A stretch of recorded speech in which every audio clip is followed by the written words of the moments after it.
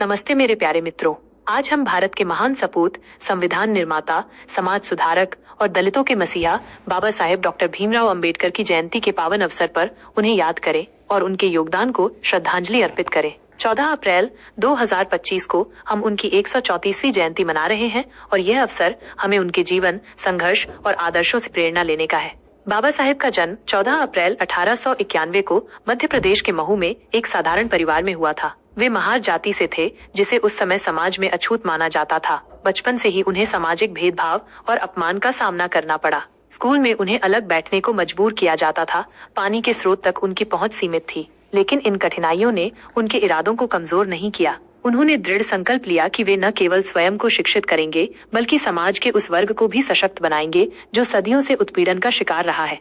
Doctor Ambedkar ने अपनी शिक्षा को हथियार बनाया। उन्होंने कोलंबिया विश्वविद्यालय और लंदन स्कूल ऑफ इकोनॉमिक्स से उच्च शिक्षा प्राप्त की। अर्थशास्त्र, कानून और राजनीति विज्ञान में उनकी विद्वता ने उन्हें विश्व स्तर पर सम्मान दिलाया। लेकिन उनकी सबसे बड़ी उपलब्धि थी भारत के संविधान का निर्माण।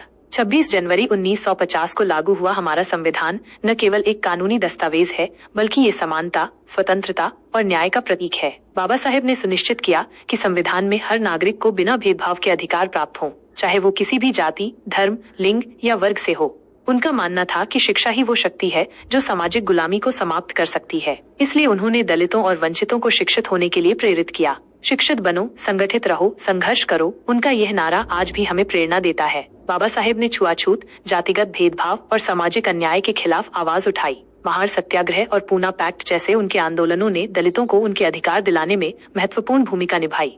बाबा साहेब का दर्शन केवल दलित उत्थान तक सीमित नहीं था, वे महिलाओं के अधिकारों के भी प्रबल समर्थक थे। हिंदू कोड बिल के माध्यम से उन्होंने महिलाओं को संपत्ति, विवाह और तलाक में समान अधिकार देने की वकालत की। उनका यह प्रयास उस समय के रूढ़िवादी समाज में क्रांतिकारी था। आज जब हम बाबा साहेब को याद करते हैं, हमें ये भी सोचना चाहिए कि क्या हम उनके सपनों का भारत बना पाए हैं? क्या हमारे समाज में अभी भी भेदभाव नहीं है? क्या शिक्षा और अवसर सभी तक समान रूप से पहुंच रहे हैं? ये प्रश्न हमें आत्ममंथन के लिए प्रेरित करते हैं। बाबा साहेब का जीवन हमें सिखाता है कि परिवर्तन आसान नहीं होता, लेकिन यदि हम दृढ़ता और साहस के साथ आगे बढ़ें, तो कोई भी लक्ष्य असंभव नहीं है।